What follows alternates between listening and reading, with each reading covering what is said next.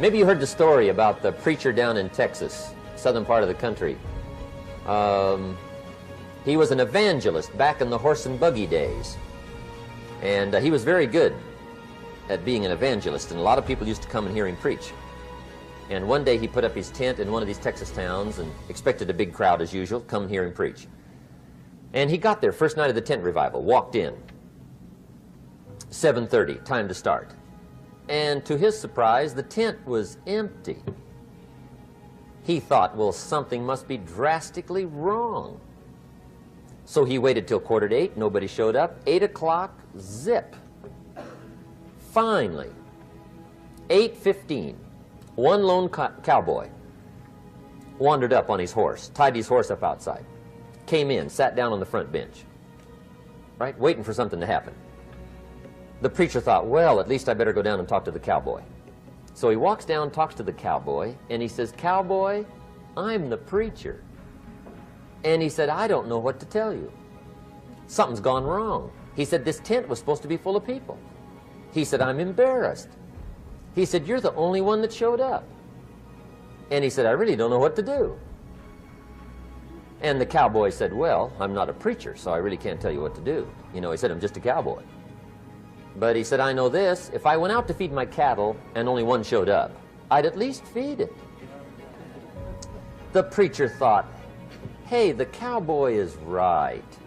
If you've got a good idea to share, you should share it if there's 1 or 1,000.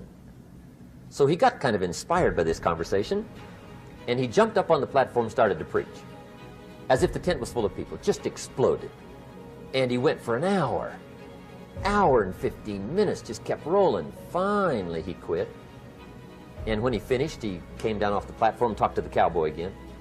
Says, "Well, cowboy, what did you think of my sermon?"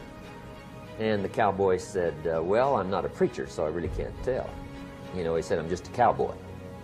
But he said, "I know this, if I went out to feed my cattle and only one showed up, I'd feed it, but I wouldn't dump the whole load on it."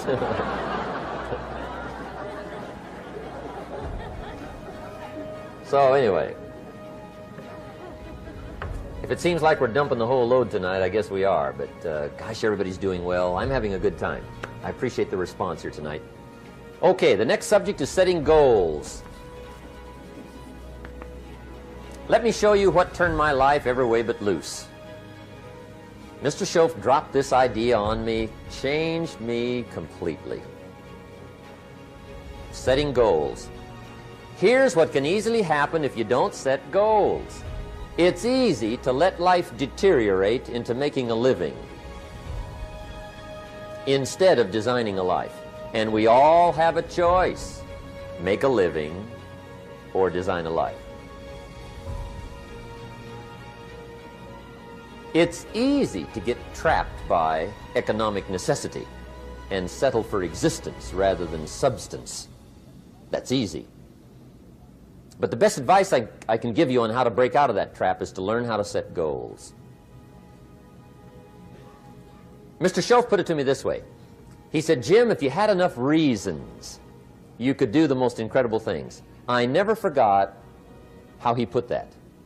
If you have enough reasons. See, reasons will change your whole life. Mr. Schoaf said to me, he said, "Mr. Rohn, I think you've got plenty of intelligence, you've got plenty of talent, you've got plenty of ability. Probably what you lack is plenty of reasons." He said, "I don't think your current bank balance is a true indication of your level of intelligence." I was happy to hear that. He said, "I think you're much smarter than your present bank balance indicates." And that turned out to be true. I was much smarter. But of course my first question was, well then why isn't it bigger? And he said, "You don't have enough reasons. You've got enough intelligence, but not enough reasons." So see, reasons can change your life. Here's what else I found out. Reasons come first, answers come second. You don't get the answers to do well till you get the reasons. Life has a mysterious way of hanging on to all the answers and only gives them up to the people that are inspired by reasons. So reasons make the difference in how your life works out. Now, what are some of the reasons for doing well? Let's go through a quick list called Reasons for Doing Well. First is personal reasons. Some people do well for recognition. Some people do well for respect. Some people do well for the way it makes them feel. They love the feeling of being a winner. Those are good reasons. I have some millionaire friends that keep working 10, 12 hours a day, making more millions. And it's not because they need the money. It's because they need the joy and the satisfaction and the pleasure that comes from being a constant winner. And see, it's not just the money anyway. It's the journey, not the money. Once in a while somebody says to me, boy, if I had $1 million, I'd never work another day in my life. That's probably why the good Lord sees to it they don't get their million, right? They'd quit. They'd quit. Okay. Next is family reasons. Some people do extremely well for other people, and that's powerful. Human beings can greatly affect each other. Sometimes we will do things for somebody else we will not do for ourselves. We're made that way. I met a man one time who said, Mr. Rohn, to do all the things I want to do with my family around the world, he said, I got to have at least $250,000 a year. I thought, incredible. Could a guy's family affect him that much? And the answer is, of course. How fortunate are the people that find themselves greatly affected by somebody for personal achievement. And we are affected. The writer of a recent song said, if not for you, the winter would hold no spring, couldn't hear a robin sing. I just wouldn't have a clue if not for you. So we can be affected. That might be one of the most stimulating reasons to do well, finding somebody. When Andrew Carnegie died, the wee little Scotsman that built the big steel industry, when he died, they opened up his desk, and in one of the desk drawers, they found a slip of paper. On that piece of paper, Mr. Carnegie had written his goal for his life, and he wrote it when he was in his 20s. And on that piece of paper, it said, I'm going to spend the first half of my life accumulating money. I'm going to spend the last half of my life giving it all away. What a goal. He got so inspired by that goal that the first half of his life, he accumulated $450 million. And the last half of his life, he gave it all away. Good question tonight. What's got you turned on? What's got you bombed out of sight to get up early and stay up late and hit it all day? Next question. What's got you turned off? When I found the answers to those two questions, my life exploded into change. I finally found out what had me turned off, and I got that cured. And then I got me a long enough list of reasons to turn me on. And once the lights went on for me, age 25, they've never gone out. I've fallen out of the sky a few times, but I've never lost that drive to make something unique out of my life. See, reasons altered my whole life. Now, there's another list of reasons called nitty-gritty. Hard little reasons. Sometimes those little reasons are the most powerful reasons that can change your life. Sometimes it doesn't take much.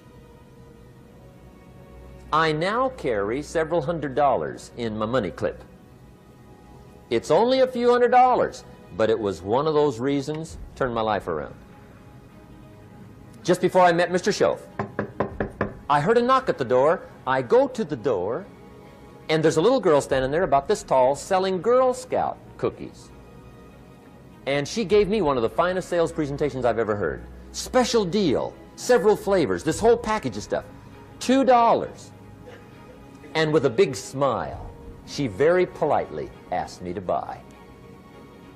And I wanted to. Big problem. I'm broke.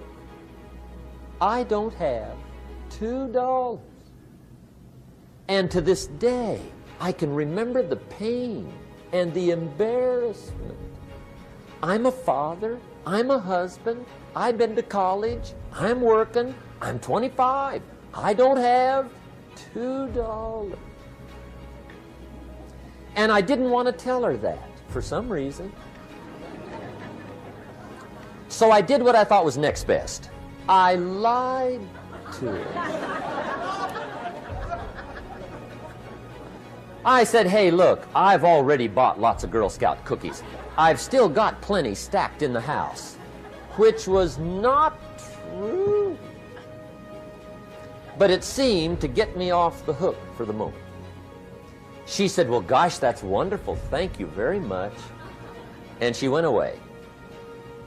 When she left, I closed the door, and that was the day I said to myself, I don't want to live like this anymore. I've had it with lying, and I've had it with being broke. I'm never going to let this happen to me ever again. I promised that day I would work as hard as possible and would always carry plenty. It took me a little while, but now I do. It was one of those reasons. And I guess I carry plenty for two reasons. One is the way it makes me feel, but also in case I bump into another Girl Scout selling cookies. Right? I'm ready.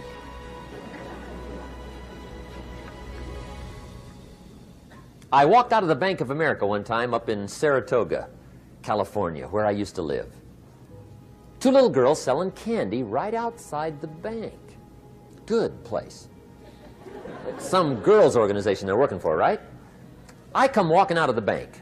This first little girl walks up to me. She said, mister, would you like to buy some candy? I said, I probably would. What kind is it? She said, it's almond roca. I said, my gosh, that's my favorite. She said, wonderful. I said, how much is it? She said, it's just $2. I thought, incredible. I said, how many boxes of that candy have you got? She said, 5. And her little friend was standing there. She was selling candy too. I said, how many boxes have you got? She said, I've got 4. I said, that's 9. I'll take them all. They said, really? I said, yeah, it's my favorite. I've got some friends. I'll pass them around. They got so excited, put all this candy together. I reached in my pocket, gave them the $18. When I've got the candy and they've got the money, that first little girl looks up at me. She says, mister, you are really something. How about that? Can you imagine only spending $18 and have somebody look at you in the face and say, you are really something? Now you know why I carry heavy, right? I'm not going to miss anymore. It was just one of those reasons. Helped to change my life. One of my nitty-gritty reasons was budget finance. Budget finance used to grind my soul. Way back in those early days, I had fallen for one of those consolidation loans, where you take all your little hard-to-pay bills, put them into one big impossible-to-pay bill, right?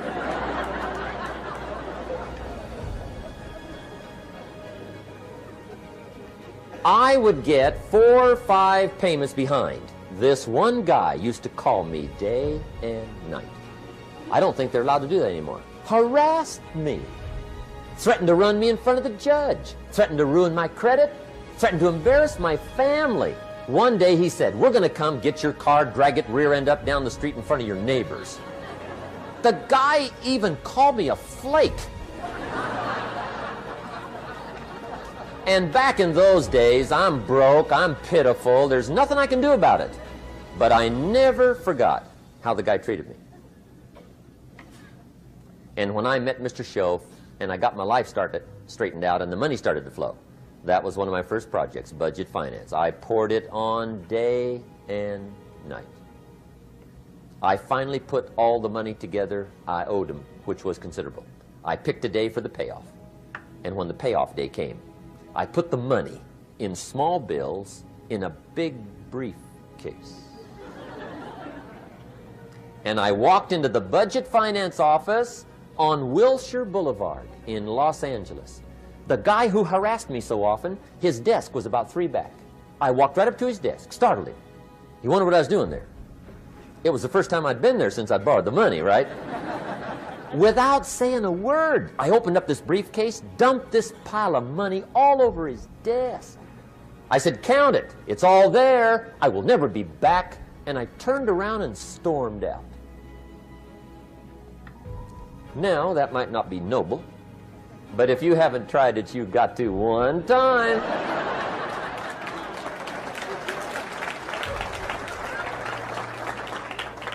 It can be the day that turns your life around. All you need is a reason that turns you on. One of my dear friends, Robert Depew, Bobby used to be a school teacher in Lindsay, olive capital of the world. Bobby taught school several years, got a little weary teaching school. One day decided he wanted to get into sales. So without telling anybody, he just up and quit his job teaching school and jumped into sales. When he did, his brother made fun of him, laughed at him, put him down, said Robert's lost his mind. Had a good job teaching school, now he thinks he's a salesman. He's going to go down the drain, lose everything. Just put him down something fierce.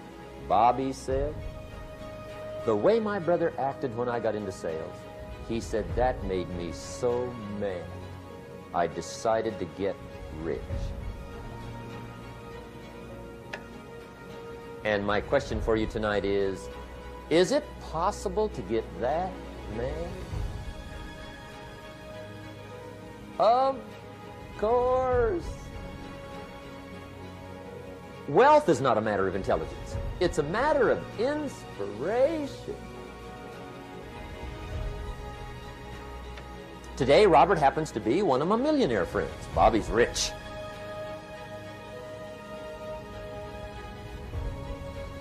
Frank Sinatra said one time, the best revenge is massive success.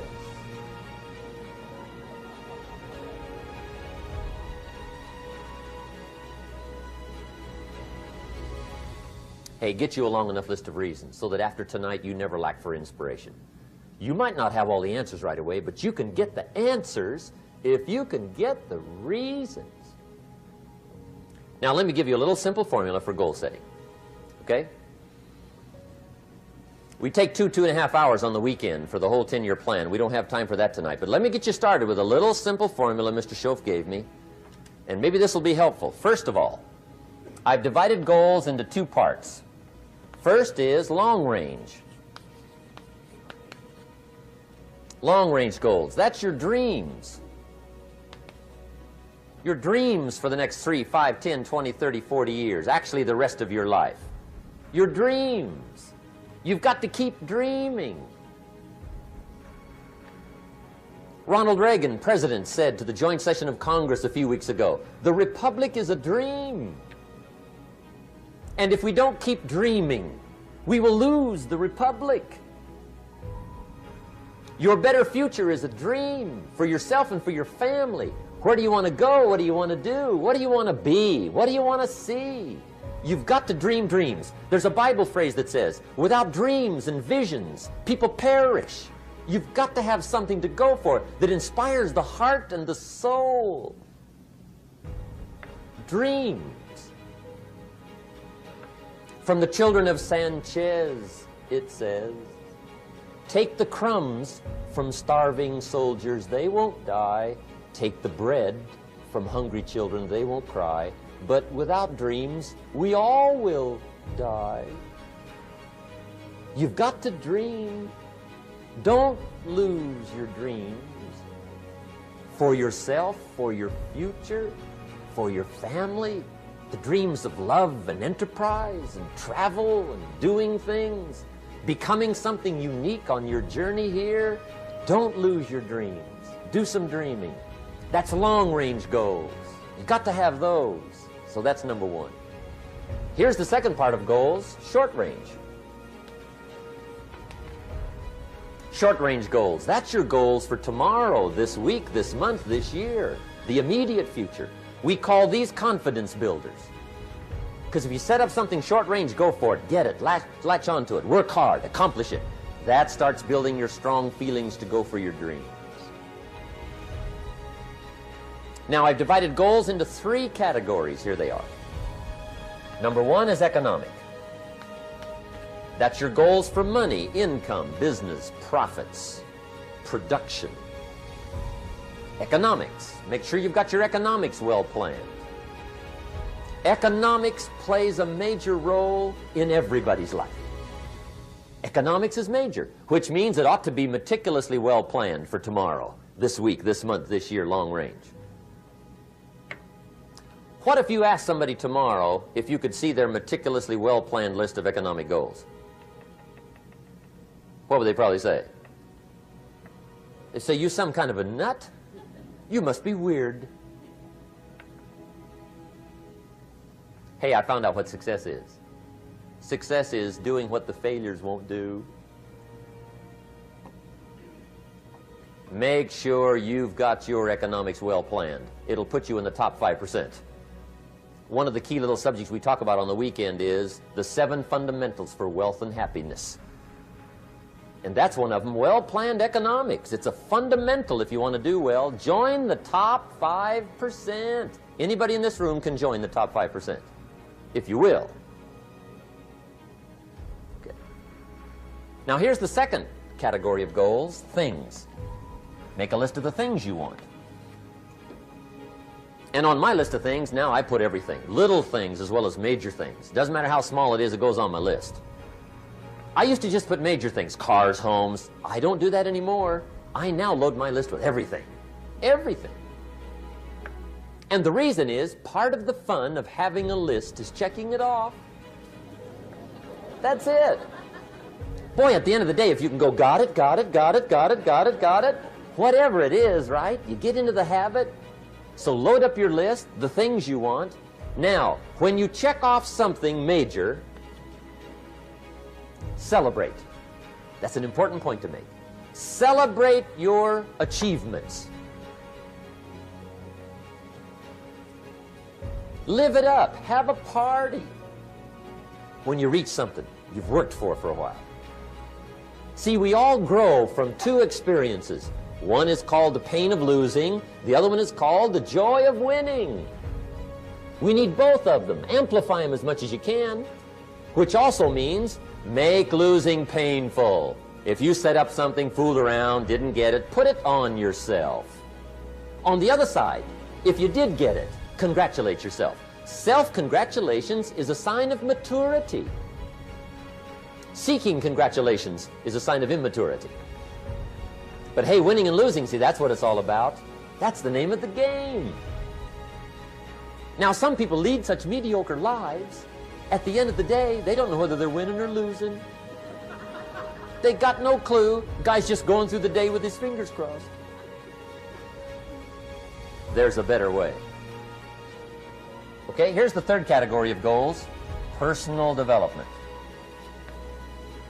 Put those goals together, personal development goals. That's your goals to be stronger, more decisive, be a speaker, be a leader, learn a language, all kinds of skills. Okay? The whole weekend seminar was designed to improve all your skills so that you walk away more skillful. And that's what you want, the personal development skills. That's what attracts, that's what brings good things to your life, the person you become, more skillful. Now, this is quite a package to work on. Economics, things, personal development. For tomorrow, this week, this month, this year, long range. Okay? That'll get you started. Now here's the simple formula for setting goals. It goes like this. A, work on your goals. That's step one. Work on them. And I put the word work there deliberately. Setting goals is plain hard work. I don't want to kid you. We haven't come here tonight to kid each other. It's work. I know it's work. That's why a lot of people just let it slide. It's work. Many people work hard on their job, but they don't work hard on their future. They just let that slide. And the work involved is making plans. I know most people don't. I understand that. But don't let that be you. Guy says, well, yeah, you work where I work. By the time you struggle home, it's late. You got to eat a bite of supper, watch a little TV, get to bed. You can't sit up half the night. Plan, plan, plan. And the guys behind. Good worker, hard worker, sincere. But you've got to be better than sincere, working hard. You've got to be better than a good worker. You've got to be a good planner. Somebody once wisely said, the people who fail to plan are planning to fail. Well said. So work on your goals. Here's step two. Write your goals down. That's so important. I teach my staff around the world, put your goals in your journal. Because one of the major people you want to study is yourself. Say, here's the list of goals I put together 3 weeks ago. Here's the list of goals I put together 2 years ago. Here's some of the changes I made, rearrangement of my priorities. I scratched these off, I put these on, I've gotten these. Study your accomplishments, study what your desires are. Put them on paper, write them down. Here's another reason for writing your goals down. It shows you're serious about doing better. And to do better, you gotta get serious. You don't have to be grim, but you must be serious. Everybody hopes things will get better. Everybody hopes. Poor people hope. That ought to tell you something. It means the future does not get better by hope. It gets better by plan. I used to have the affliction called passive hope. It's an affliction. It's bad. Probably what's even worse than that is happy hope. Now that is really bad. That's bad. Happy hope. The guy's 50 and he's broke and he's still smiling. See, that's not good. So get serious about your goals. Put them on paper. Write them down. There's all kinds. His goals, her goals, their goals. Business goals, financial independence goals, family goals. I mean, there's so many things to work on this that if you don't get busy and work on it, sure enough, the time will pass. And sure enough, 5 years from now, you'll wind up where you don't want to be, wearing what you don't want to wear, driving what you don't want to drive, being what you don't want to be. Now's the time to fix it. Now, here's the third step to your goals.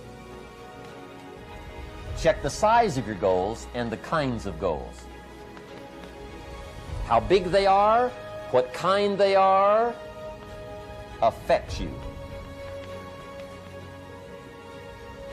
And here's one of the important phrases of the evening. Your goals are affecting you, whatever they are. Your goals affect your handshake. Your goals affect your attitude, personality. Your goals affect the way you walk, the way you talk, the way you dress. All day long, we're being affected by our goals. Now, some people have goals, but they have such lousy goals. The effect is bad. I asked a guy one time, what are your goals for this month? The guy said, look, if I could just scrape up enough money to pay these lousy bills. That was his goal. I'm not saying it isn't a goal. It's a goal, but it's such a lousy goal, the effect is bad. You don't jump out of bed on Monday morning and say, oh boy, another chance to go out and scrape up the money to pay my lousy bills. See, you don't do that. Usually you say, oh, not another Monday.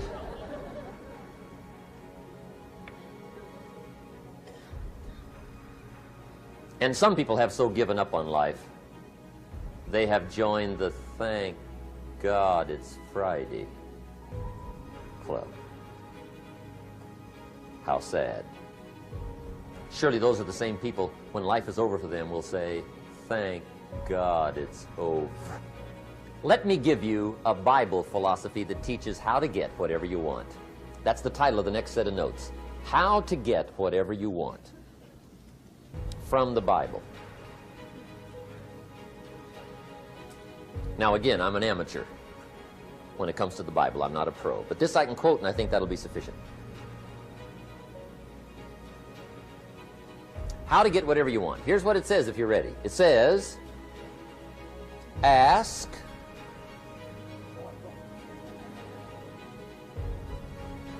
that's it.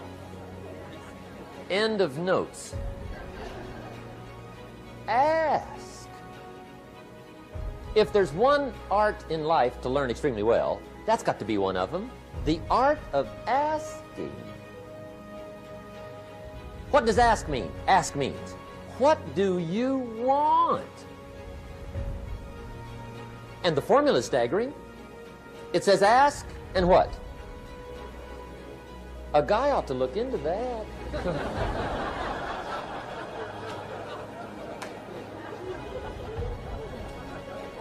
He says, yeah, but you work where I work. By the time you struggle home, it's late.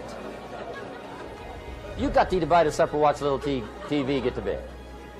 You can't sit up half the night, ask, ask, ask. And the guys, see, you've got to be better than a good worker. You've got to be a good asker. Now, let me give you 3 key points on asking and receiving. This can do it.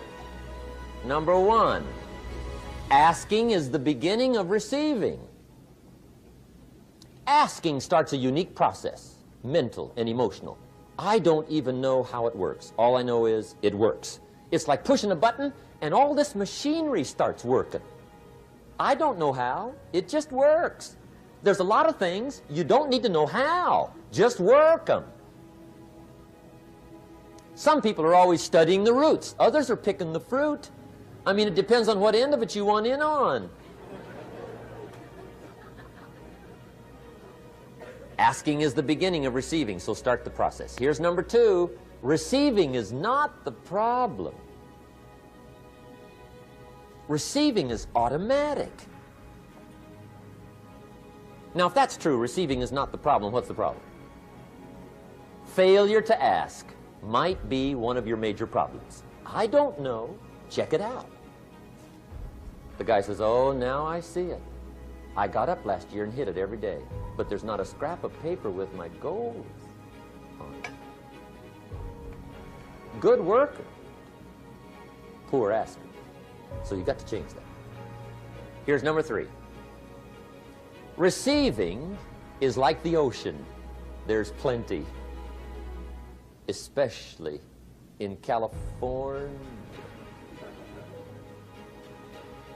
It's like an ocean here.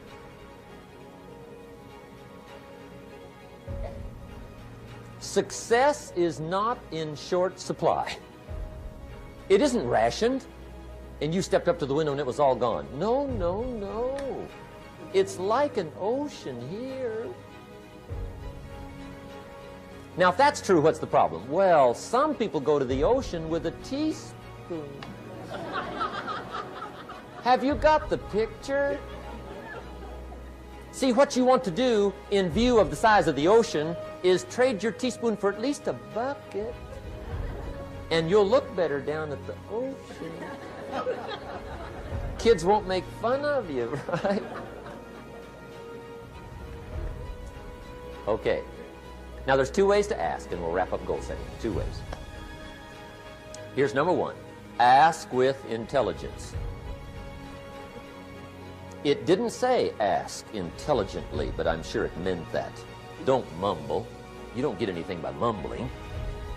Be clear. Be specific. Intelligent asking means how wide, how high, how soon, when, what size, what color, how much. Define what you want and describe what you want. That's powerful. In the weekend seminar we teach, goals become like a magnet. They pull you that direction. And the better you describe them, the more they pull. So ask intelligently. Here's number 2. Ask with faith. That's the childish part of the equation. Believe you can get what you want like a child. Not an adult. Adults are too skeptical. So the formula really reads, make plans like an adult and believe in them like a child. And the most incredible things will happen. Just try it for 90 days. Just try it. You can always go back to the old ways. Just try it. Just 90 days, 90 days. Now here's the last qualifying phrase on goal setting, as we promised to qualify everything.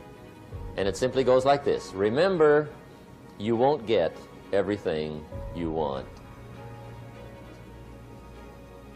And we've already studied the reason for that. Simply, sometimes it hails on your crop and rains on your parade. It's that kind of planet. So you won't get everything you want, but if you will work this goal-setting formula, you can get plenty for wealth and happiness. Okay, that's goal setting. We use it around the world. We recommend it.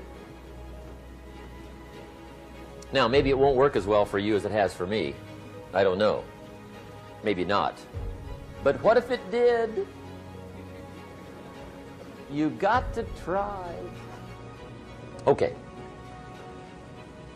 Here's the last subject, the day that turns your life around. Let me just quickly give you a list of 4 emotions that can change your life in one day. Emotions are powerful. Sometimes it doesn't take much to alter your whole life direction.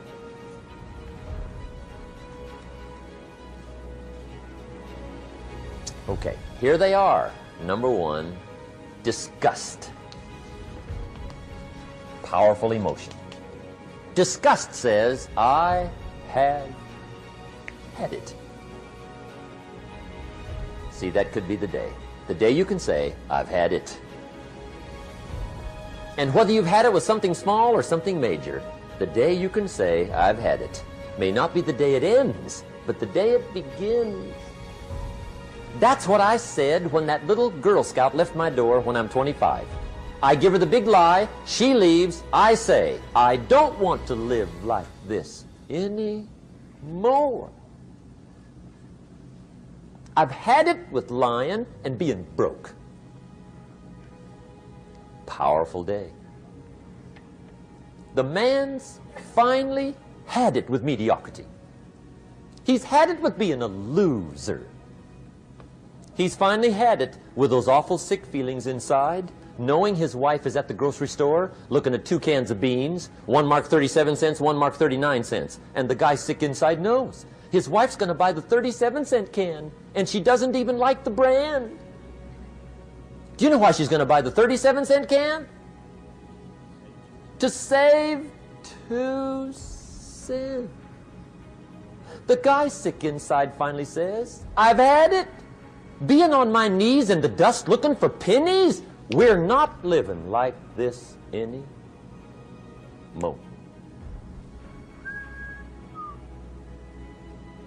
Could be the day that turns your life around. The day you can say, I've had it. He walks into his closet and rips everything in it to shreds and says, I've worn this embarrassing stuff for the last time. And not only will I never wear it again, no one else will ever wear it again.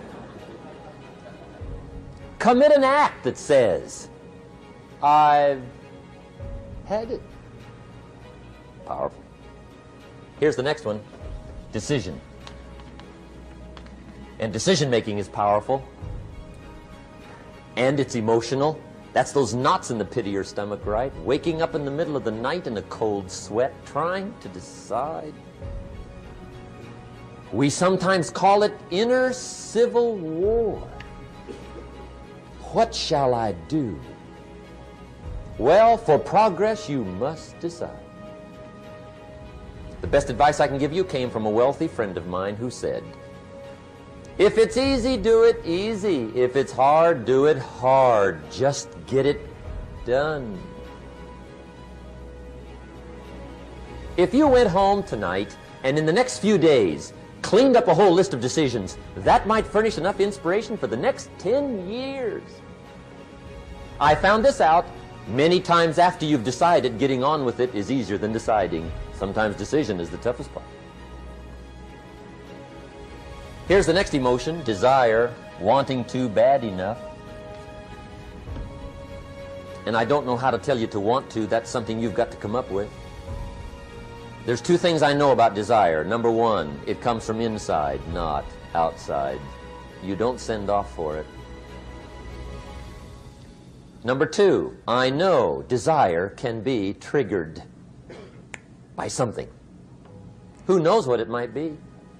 Sometimes desire waits and sleeps for something to happen. Maybe it's a book, maybe it's a song, maybe it's a sermon, maybe it's a lecture, a seminar, maybe it's the conversation of a friend, a happening, an event. Who knows? The best advice I can give you is what I give my staff. It goes like this: welcome every human experience. You never know which one is going to turn it all on. Even the bad experiences. Sometimes from the bitterest experience comes the greatest awakening. So let down the barriers, take down the walls. The same wall that keeps out disappointment keeps out happiness. Let life touch you. Don't let it kill you, but let it touch you. Here's the last one. This one's powerful. Resolve. Resolve says, I will. Two of the most powerful words in the language. I will. Benjamin Disraeli once said, nothing can resist a human will that will stake even its existence on the extent of its purpose. Shortly put, I'll do it or die. See, that's powerful. That could be the day that turns your life around. The world has a strange way of stepping aside when somebody says, I'll do it or die. The man says, I will climb the mountain. They've told me it's too high, it's too far, it's too rocky, it's too difficult, it's never been done before, but it's my mountain, I will climb it. Pretty soon you'll see me waving from the top. Or dead on the side, because I ain't coming back.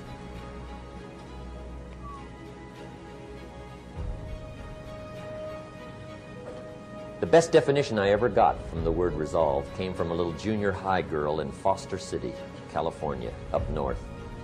I'm talking to the junior high kids one day. I love to ask kids definitions. They come up with beauties. I got to the word resolve and I asked, who can tell me what resolve means? And I got several hands, and they were all pretty good, but the last one was the best.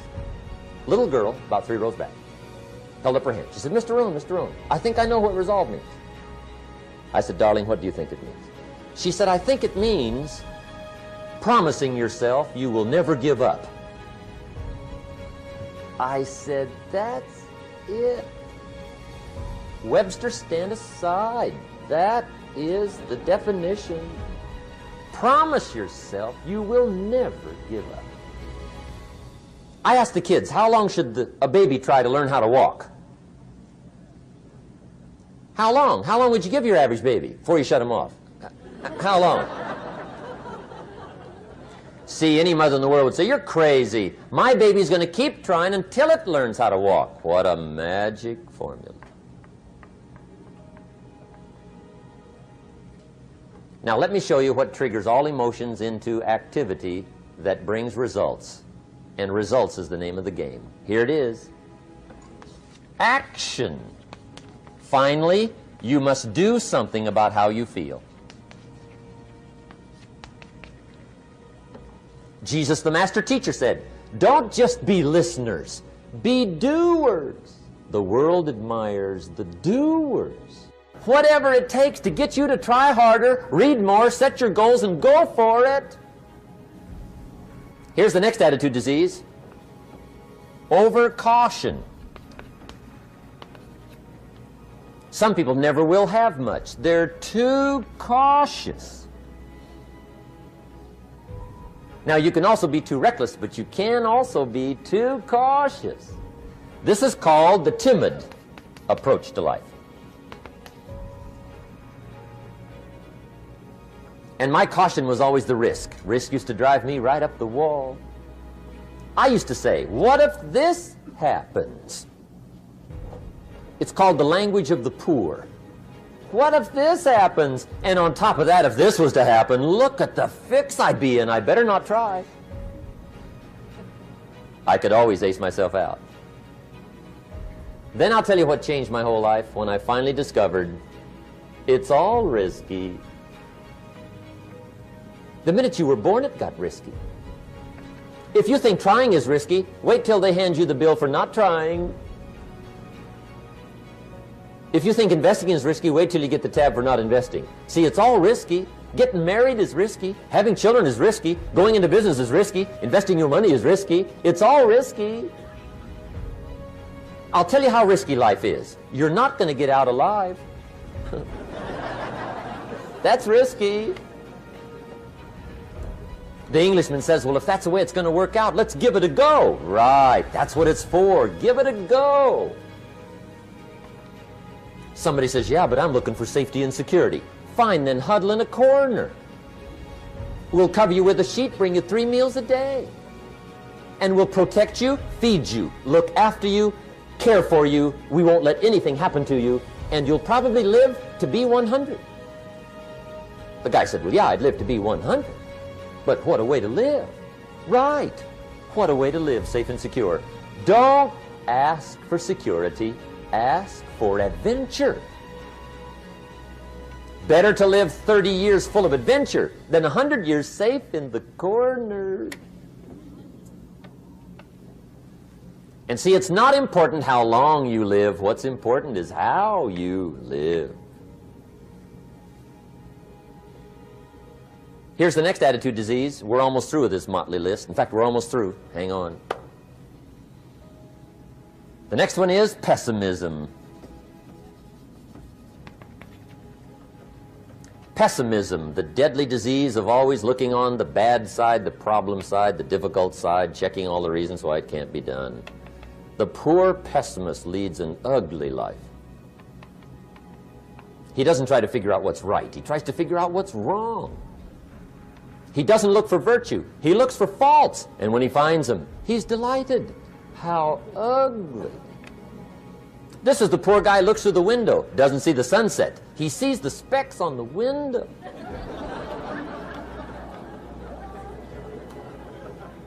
And this is the poor guy, right, who rushes up, takes such leave of his senses. This guy rushes up and he says, I've got 5 good reasons why it won't work. He's so dumb he doesn't know all he needs 1. He's got 5.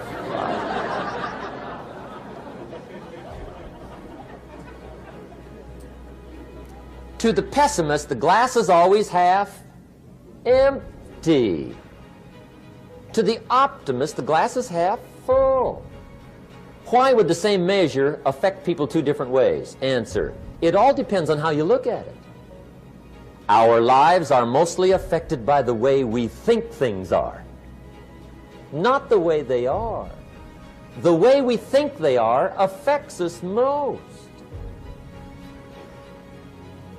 There's a subject we don't have time to get into tonight called better thinking habits. One of the major things Shove taught me when I met him, he said, poor thinking habits keeps most people poor. Not poor working habits. Most people work hard, but they don't think hard.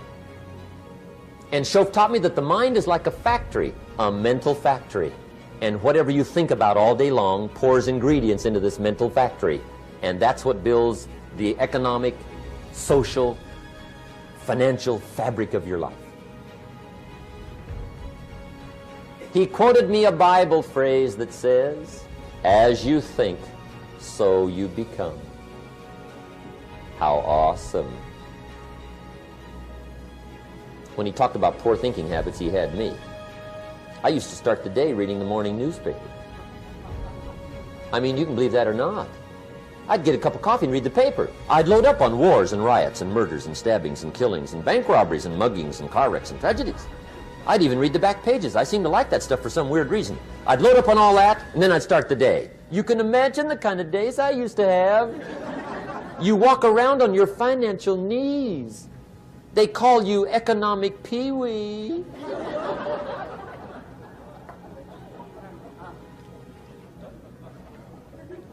The guy says, "I want to be a great leader."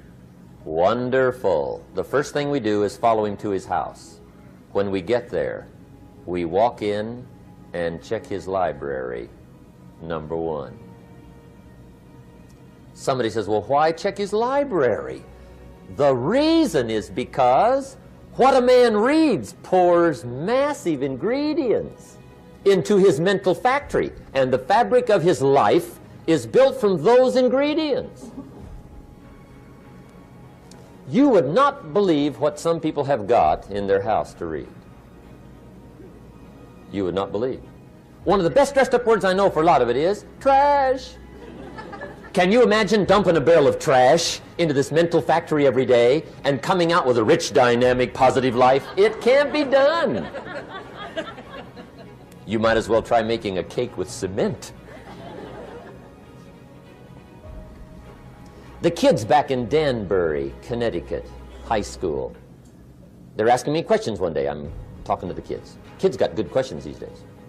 One of them said to me, "Mr. Rohn, how do you build the good life?" I said, "It's simple. It's not easy, but it's simple. Here's how you build anything. Select the right ingredients, keep out the wrong ingredients, and it starts with thought. Everything starts with thought. So you must be wise and careful what you think about, because that starts everything." You got to be wise and careful. I asked the kids, what would happen if somebody dropped sugar in my coffee? They said, "Well, you'd be okay." I said, "What if somebody dropped strychnine in my coffee?" They said, "Well, you'd be dead." I said, "Correct. Lesson one. Life is both sugar and strychnine. You gotta be careful." I said, "What if my worst enemy drops in the sugar?" They said, "Well, you'd be okay." I said, "What if my best friend, even by accident, drops in the strychnine?" They said, "Well, you'd be dead." I said, "Correct. Lesson two. Watch your coffee."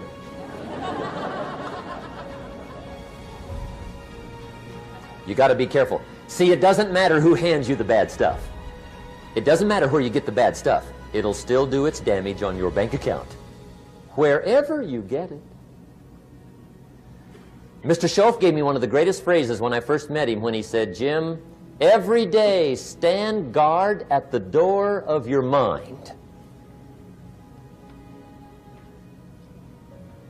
How important.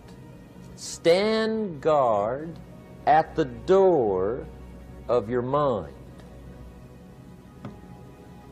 And you decide what goes into your mental factory. Don't let anybody just dump anything they want to in your mental factory, because you've got to live with the results. Okay, here's the last disease, and we're through with this list. In fact, we're almost through. Hang on. The last subject is very brief. The last disease, but this one is deadly. Engage in this one, indulge in it even slightly, and you might as well forget the future, because it's going to forget you. Complaining,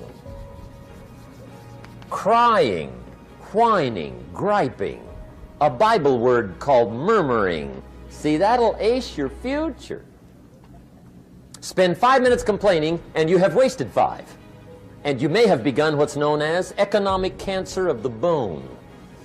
Surely they will soon haul you off into a financial desert and there let you choke on the dust of your own regret. I hope I said that well, so you won't forget. It's a deadly disease. If you don't think it's bad, ask the children of Israel of Old Testament fame. Typical of us all, their story just happened to get in the book. Story says, children of Israel were slaves. God performed a series of dazzling miracles and got them out. And now they're heading for the promised land. Remember the story?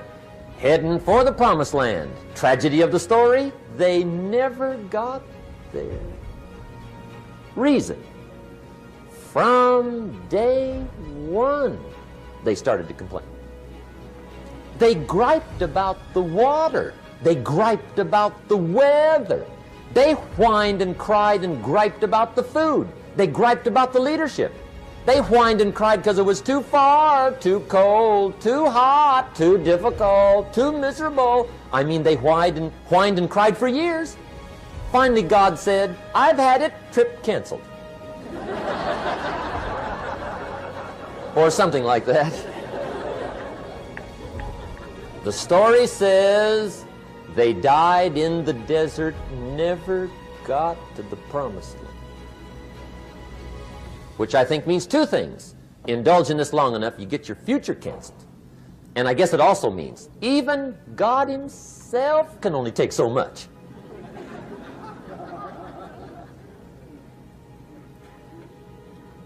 Okay. Just be on the lookout of the things that can destroy all the good you start. The war is on. And this evening, tomorrow, mentally, personally, socially, economically, you got to make sure you're winning the war.